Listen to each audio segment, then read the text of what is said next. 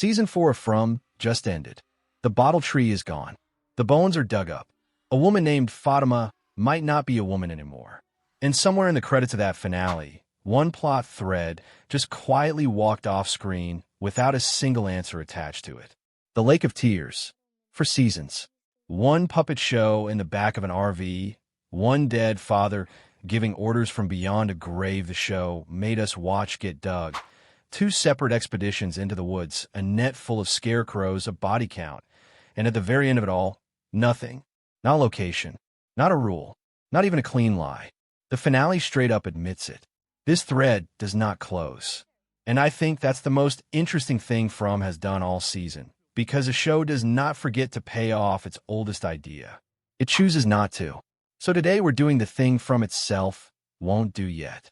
We're going to lay out everything this mystery has actually given us, separate it from everything fans have layered on top of it, and figure out what's really being built here before Season 5 closes the book for good. Stick around, because by the end of this, I'm going to show you a reading of this lake that connects it to a piece of mythology thousands of years older than this show, and it changes what that hug by the RV actually meant. That here's the detail everybody skips past, and it's the whole foundation, so let's start here. The Lake of Tears did not begin in the town. It began in a moving vehicle on a normal road before a single bad thing had happened to this family. Julie is a kid entertaining her little brother with a puppet story to kill time on a long drive. In that story, fairies travel to a lake of tears to bring back healing for someone who's sick. That's it. That's the entire original version. No monster, no prophecy, no town whispering secrets into anybody's ear. Just an older sibling being kind, using a phrase she probably half invented on the spot. Write that down because it matters more than almost anything else in this whole mystery. Whatever this lake eventually turns out to be, the town did not hand it to this family. The family already owned it. The town found it later, sitting in a 9-year-old's head, and did something with it. Then everything goes wrong, the way it always does in this show, and Ethan has a seizure the very first night they arrive. What he describes afterward isn't a lake. It's a wall, crayon drawings covering it, his own family among them, something screaming, a spider dropping from above, and the Lake of Tears drawn right there next to all of it. Some later reporting on the show actually quotes Ethan claiming he experienced the lake directly, not as a drawing at all. That inconsistency is worth sitting with for a second instead of smoothing it over, because it tells you something real. Even the people covering this show close to the source cannot agree on whether Ethan witnessed a place or witnessed a picture of a place. If the professionals can't pin that down cleanly, that's not a mistake. That's the show being deliberately slippery about what this vision actually was. Either way, the show then does something unusual for a series this restless. It sits on the idea, completely still, for 2 full seasons. No mention, no follow-up. Buried, exactly like everything else this town buries. Season 4 opens by killing Jim Matthews and forcing his family to find the body, which by this show's standards is practically a warm welcome. And then, near the family's RV, something wearing his face and his warmth shows up in front of Ethan. I want to be precise about why that scene works on you, because understanding the mechanism doesn't make it less effective, it just makes you harder to fool the next time.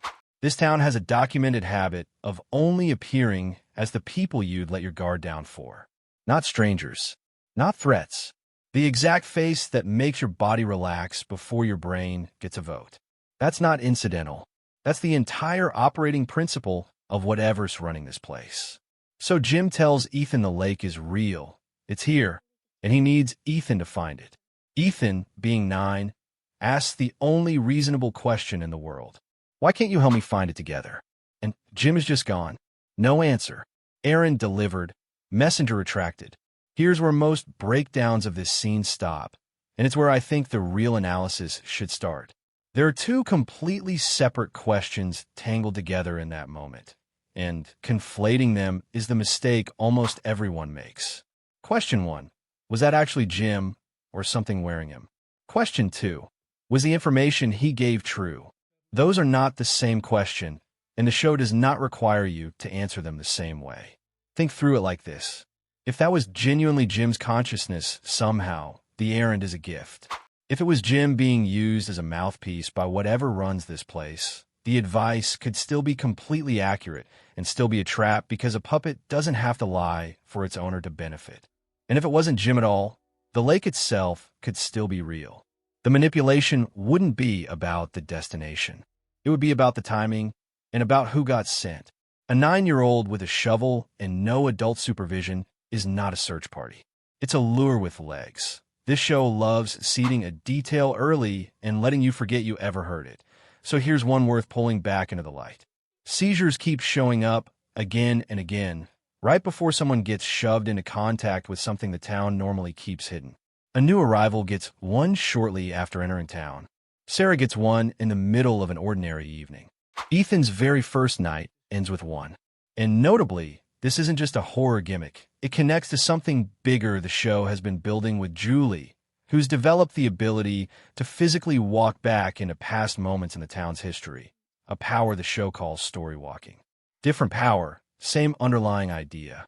This place treats certain minds as doorways. Some people it whispers to. Some people it seems to let walk directly through time.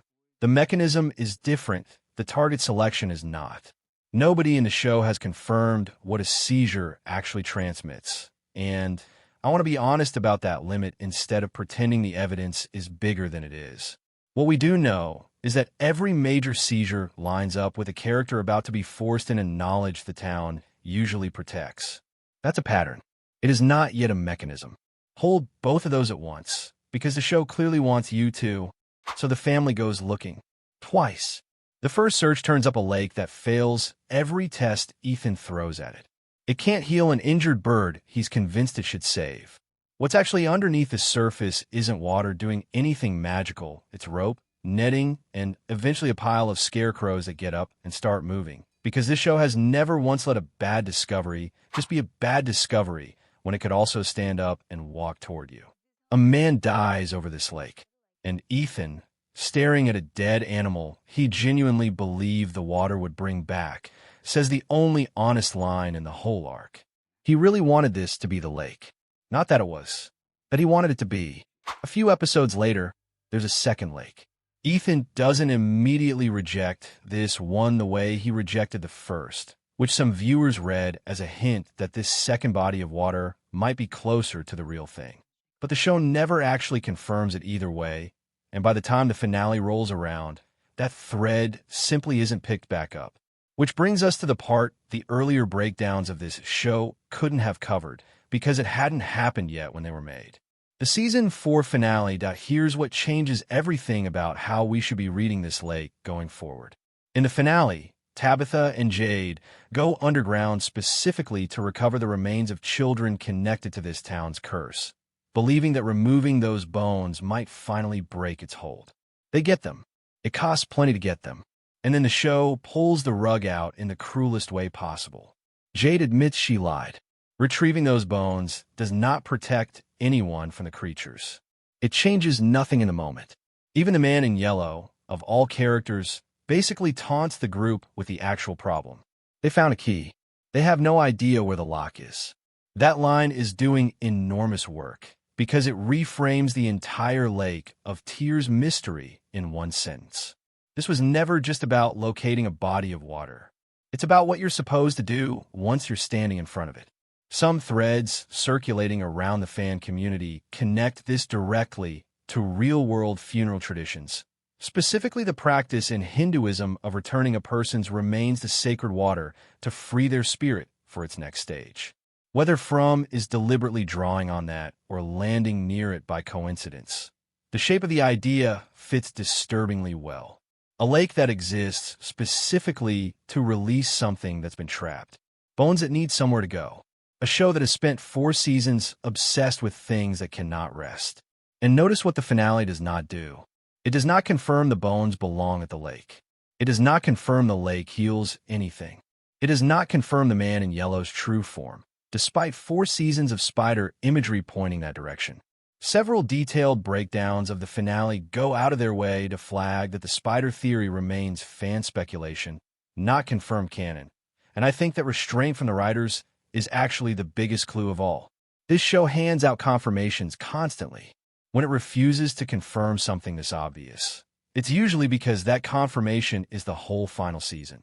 Now here's the part one promised you, the angle that most coverage of this show hasn't connected yet, and it's the reason I want to make this video instead of just recapping what already aired. There's a piece of ancient Greek mythology about a river that separates the world of the living from whatever comes after. To cross it, you need a ferryman, and that ferryman decides who gets through. Lay that structure over from for a second. A location tied to death and release. A figure who has controlled who enters this town since before anyone currently alive got here. A being capable of wearing any face it wants. The same way a myth like that would let its ferryman appear however was most useful in the moment. Fans have started drawing exactly that line between the man in yellow and a ferryman figure. And honestly, once you see it, you can't unsee it. He's the one who's been shown bringing new arrivals into town. He's the one issuing warnings over the radio since season 1. He's the one standing in the way every single time someone gets close to understanding an exit. A guardian of passage who benefits enormously from nobody ever actually reaching the water. I'm not telling you this is confirmed. Nobody involved with making this show has said the word ferryman out loud. What I'm telling you is that the show has spent 4 seasons building a shape, and that particular myth fits the shape almost perfectly. A lake you cross to leave.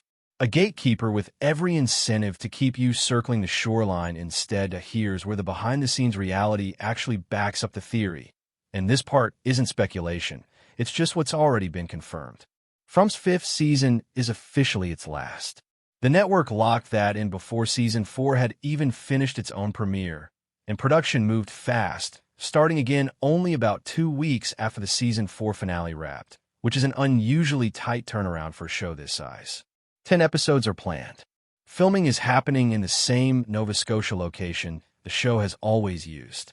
And the people running this series have already said publicly that story walking keeps expanding, that new locations are coming, and that at least one recurring nightmare figure from earlier seasons isn't done yet.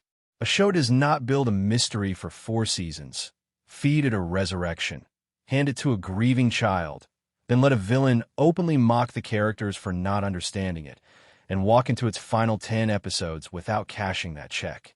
Every structural signal points the same direction. The Lake of Tears is not going to be a footnote in season 5.